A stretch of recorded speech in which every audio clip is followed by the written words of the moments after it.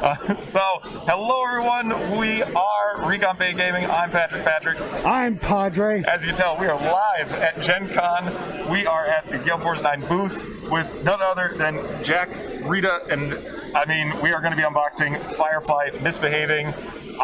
Tell us a little bit about the game before we get into it. Sure. This is a deck building game.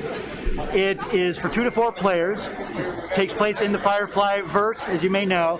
It's not a cooperative game, so each player is going to represent a different faction in the Firefly verse. Either Niska, Eve's Down, which is Badger's outfit, the Alliance, or Serenity. And it's early Serenity, so it's just Mal and Zoe to start with. They have to build up their crew, preferably with maybe familiar faces, but it's just going to depend on how the game unfolds. Oh, that sounds amazing. Now, Jack, just so people know, what is your connection with this game? Well, I have been working with a group called Future Pastimes for a few years, and it's a design group. They're the guys who are responsible for the original Dune board game, for Cosmic Encounter, for the upcoming Arrakis Dawn of the Fremen, and a number of other games. So I've been working with those guys for the past several years, and they've had a really good working relationship with Gale Force 9. So I was actually working on a different game using similar mechanisms as the Firefly game, and Gale Force 9 said, you know, we really like this game that you're working on. We'd love to know if you could make this work for Firefly, because the 20th anniversary of Firefly is coming up, and Gale Force 9 has had a reputation as being a company behind Firefly and really promoting that IP. They've had a pretty successful Firefly board game that's been around for a while with a pile of expansions, so they really know the IP. And it just so happened that Future Pastimes was familiar with it as well. We were already fans of it, so it was a real treat to be able to make a game that was centered around something that we were already really fans of and enjoyed. Has it really been 20 years? I know, she's crazy. Are we that old? Yes, we are. Yes, we are. All right, let's get into the unboxing before I feel older. So we're going to go ahead and crack open this heavy box because, you know, any box that's heavy is good. Lots of good content. Holy They packed crow. a lot of value in there. I feel like I think the quality of the components is good, and it looks good, plays well. So, of course, the obligatory advertisement. Yes. And then we got, now this is Patrick and I always go right to the rule book, really. And the reason being, we look at this number. Yep. Now this is an important number for Patrick and I. Anything under 30 gets a thumbs up. Automatically. There is a bonus in this box, and that's the very next thing that's underneath it, and that is our quick start guide. So even better. We know the value of having a detailed rule book that covers as many nuances and hopefully answers questions that are going to come up. Yes. But to be able to dive into the game quickly, we feel is important and should be pretty easy. Now let's see if he's going to get the second, because if it's under 15 pages, you get the next thumbs up.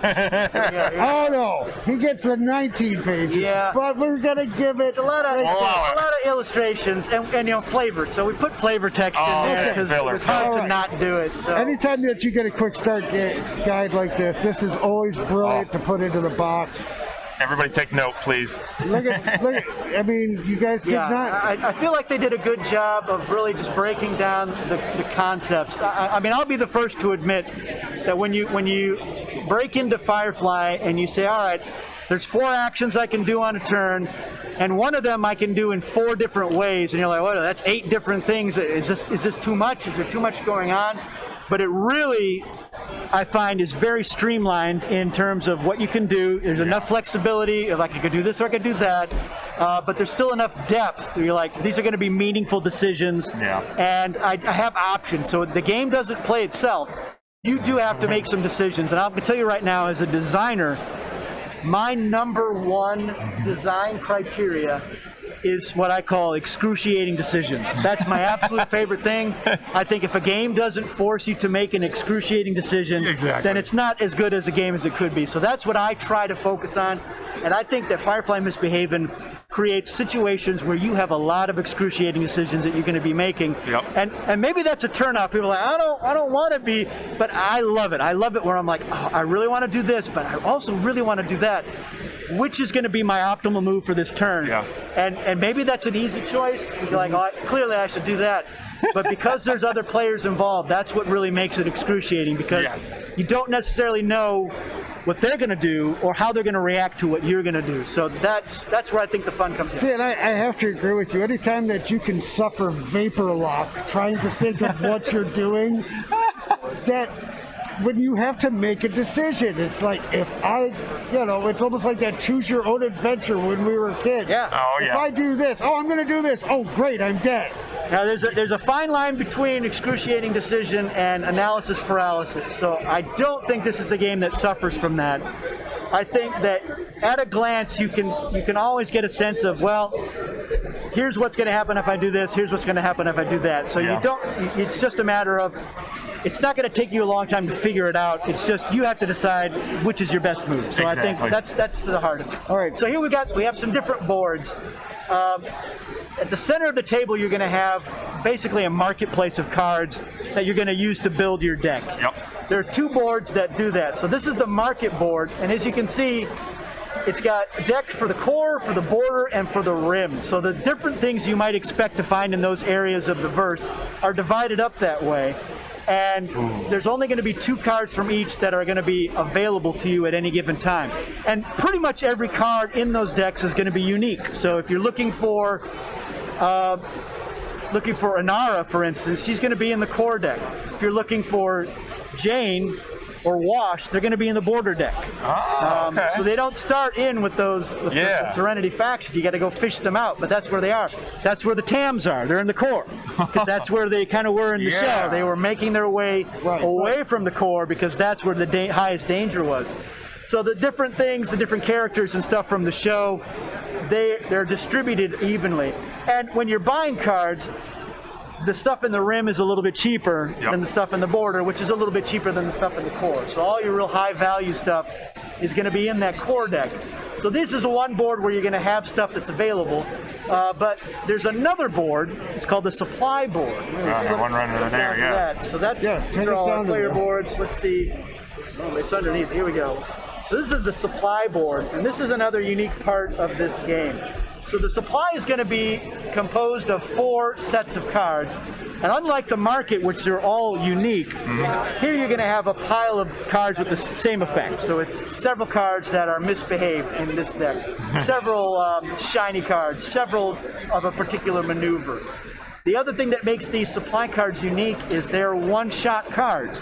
So you add them to your deck, but as soon as you use them, they return to the supply.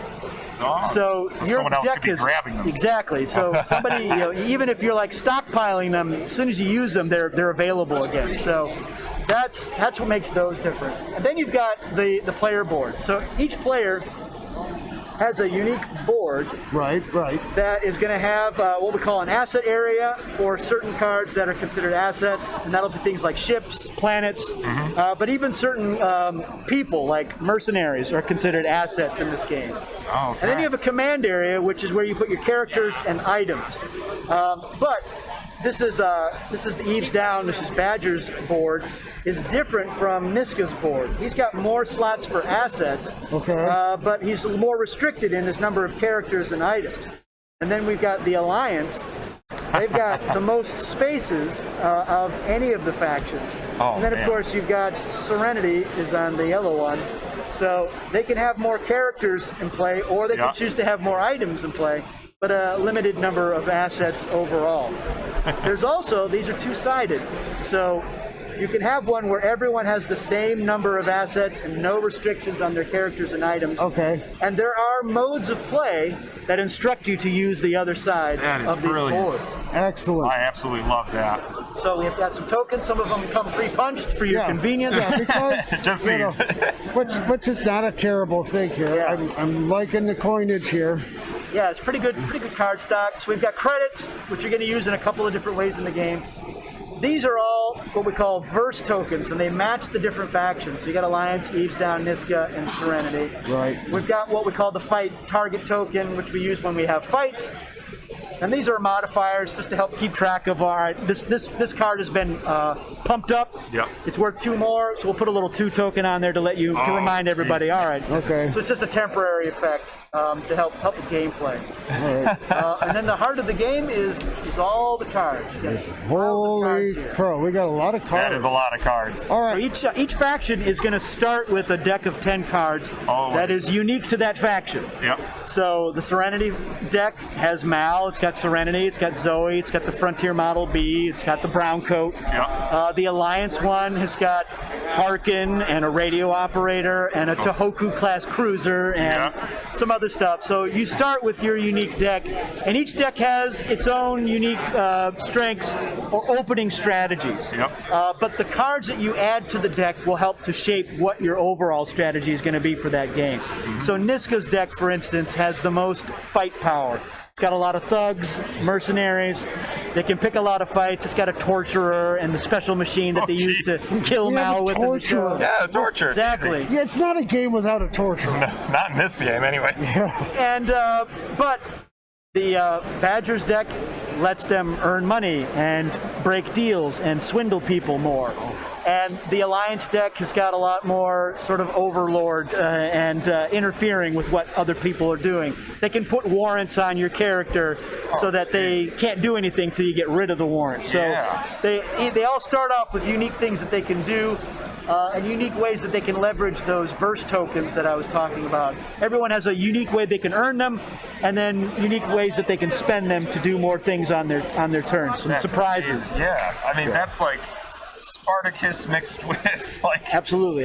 So like I said, I like to give the players options. I like to give them some choices. They're like, oh, I could do this and earn another verse because those are super valuable. Yep. Or I could put a card down that's going to move me closer to the victory condition. Or I could just try to get a better card in my deck. Yeah, and just keep building and We're building. gonna show some of the card art here. You got to get it in the camera there, Robert. Somebody's got to do it, right? Yeah. Just give us.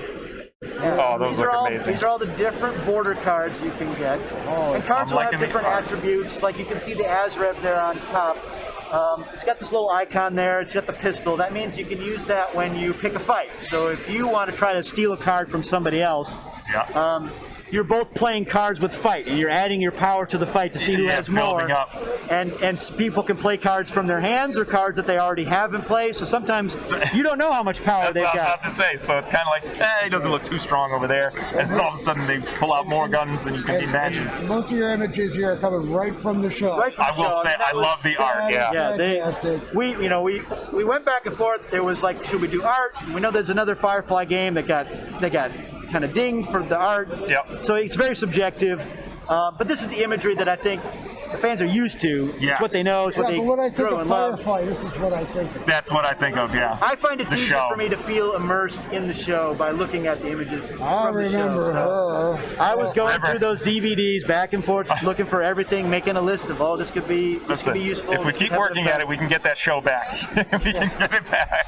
Oh, this is just absolutely wonderful. This is So what I will point out here at the bottom here Please Yep. do. Yes, please is do. we have Absolutely. a set of what we call episode cards. Oh, These no way. episodes, they change up victory conditions, setup conditions, Holy crap. and several of them are based on actual episodes.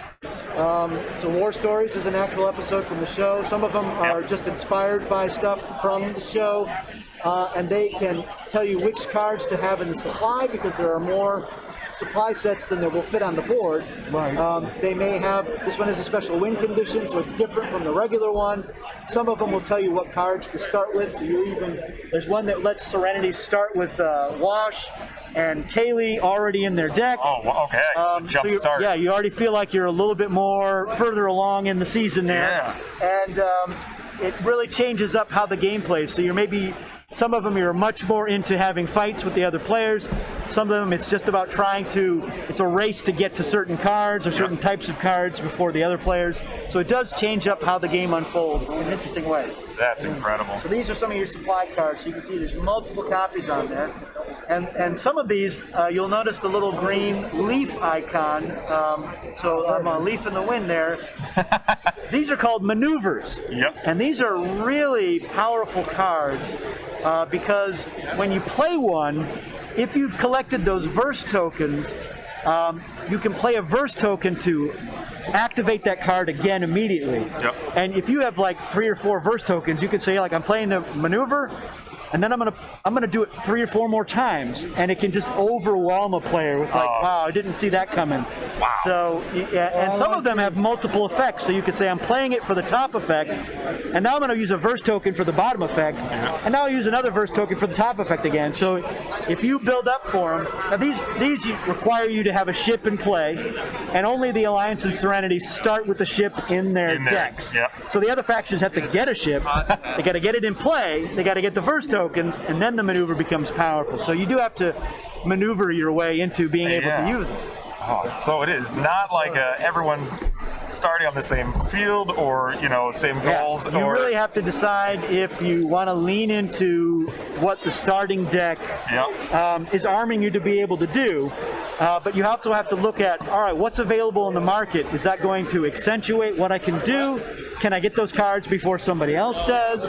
Or do I see a new strategy emerging based on, if I have this in my deck, I've got other things I can do now that maybe would be a good way to try to win this game. So if you don't have a strategy, you could get really stuck quick.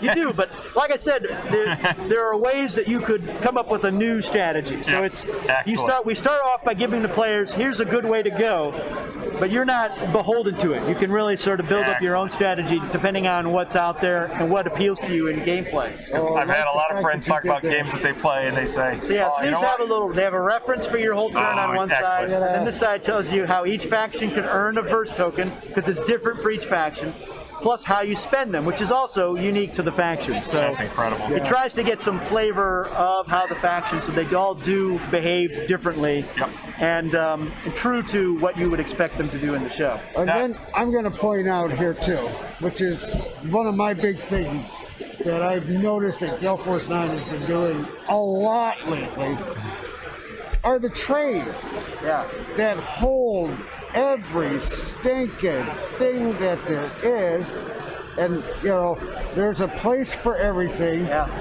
And it helps that they are gamers too. Yes. They play a lot of games, and they're like, hey, I'd really love to be able to put this away. I mean, and then when we look at Arrakis, you're going to really see something that they packed in. They did a good job. Folks, that's my favorite thing, that you guys include the bags. The Ziploc bags for all of your tokens that that of course you got to punch out and all of that. Yeah. But even all of these, they just go right back here, nice and tight, right in the top. This is fantastic that Gale Force 9 has been doing. I mean, I'm totally impressed with this. The rule book is awesome because it is under 30 pages. And they put some big illustrations. We feel like examples are a great way to get the point across. So it's important to have that in there. Exactly, because everyone's such a huge fan of the show that's ever watched it, and then they can dive into this and just immediately be like, oh, I love that. I love the artwork. I love the way that it plays. But like, was there anything from like I know you just explained a lot, but like, what was one thing that you saw from the show? I'm like, I have to include in this game because every fan's gonna want it. I really wanted to try to cover the spectrum. So there's such a wide verse, as they like to say. Right. So there's a lot of planets that are in there, and each planet, we went through like all of the material that's available. So, and a lot of it is purported to be either based on Joss Whedon's notes or had his endorsement. And so to really dive into what were these planets like, how were they leveraged by the core or the border, and let's have effects that try to take advantage of that. There's an interesting item that was in the show. That has to be a card. A lot of really interesting characters, even characters that were only on screen for a short while, like some of these Alliance guys that, like there's a guy named Skunk, who is sort of a corrupt Alliance official, so we're like, great, let's leverage that and really put him in there to fill it out. So it feels like a full verse, because there's so many different characters and things in there. You're not just playing with, it's just the crew. and we're trying to imagine all the other stuff going on. It's easy to imagine because it's all right there in front of you. Absolutely. I mean, job well done. In a 60-minute or so odd game. Yeah, for 2 players, you can play it in 60. If you're familiar with the game, we typically can do a game in under 60 minutes just because we know it already. Right. When you get up to 4 players, it's probably going to be closer to 90 minutes, but again, people who are familiar with the game, like, all right, I don't have to read every card every time. Exactly. You're going to be able to zoom through these games really quick. So it's a fast-paced game. In your first few turns, it's going to take you seconds. Like, all right, I got 1, 2, 3 influence. I'm going to take a card. That's it. That's all I can do. But then later on, you've got more nuance. And the other key component is you can just pass your list or your deck to the right. I know I want to play this one next. I want to see how it plays, and it's not to where you're just stuck. Oh no, we're all having the same deck. We're on equal ground. Like, no, pass to the right. We'll play again. Quick 90 minutes, 60 exactly. minutes, You and you go again. switch up the factions. Maybe use an episode card. Change the supply sets. And then, when you're dealing out the market, it's never going to be the same mix of cards. Exactly. So it is going to change up. You're like, it's all ships. It's no ships. Like, what are we going to do? You have to adjust. Change your tactics. I love it. Yeah, absolutely fantastic. Great job. Love the box. Love everything inside of it. I hope people like it. We had so much fun designing it, and we still have fun playing it. So I'm hoping other people will experience it and really enjoy it as much. Well, this is Patrick and I's first opportunity to get inside this box. Yes. And it's great that you guys brought it here at Gencon to put it I'm out excited there that it was already. here. I wasn't sure when I booked gonna my say Gencon. down the I was like, wire. I hope it's here. Happy to show people. But it's here, and people. I mean, this morning it was just absolutely Madness. crazy Madness. that the line went out of the booth here. Yep. And that's day one. Day one. And just went crazy on that. So I know the camera's all messed up, guys, but I think somebody bumped it on the way by. somebody moved it for us. But we'll fix it. Gotta do that. But thanks so much for sitting down with us to unbox it. Absolutely. It's just absolutely fantastic. I can't wait to play it. If you don't own a copy, buy it. Yep. That's simple. I endorse it. Exactly. Well, you should. Your name's right there. And this is the first box that has my name on the cover. So I mean, I've worked on some other stuff, but this is it. they agreed to do it, and I'm just super stoked, and I'm really pleased that they were okay with it. They were like, we don't normally do that, but all right, it's your first go. If you have any questions, you can email Jack at Jet. No, I'm just kidding. Well, I'm on Board Game Geek. I'm a power user. I'm on there all day long, all the time as The Warp. Yep. And you can look me up by Jack Reda. I'm happy. If you have questions, you can do it or post on their forums there. I check them every day. Awesome. So I try to get people straightened out, make sure they're playing it correctly. Amazing. All right, that's going to do it for today. Thank you guys so much for tuning in. Leave us a comment below. Let us know what you really think of this game, and if you've gotten your chance to get your hands on it. Other than that, thank you so much, Jack, for coming on. My pleasure. There's nothing better than having a developer describe the actual game. I could talk all day about this stuff, so Exactly. I'm happy to. Fantastic. All right. Stay tuned, guys, because we may have another surprise for you. There's going to be more videos. This Gen Con's going to be a whole week, so thank you. All right. All right, so we'll stop that one. Yeah. I'll fix the camera, and then we'll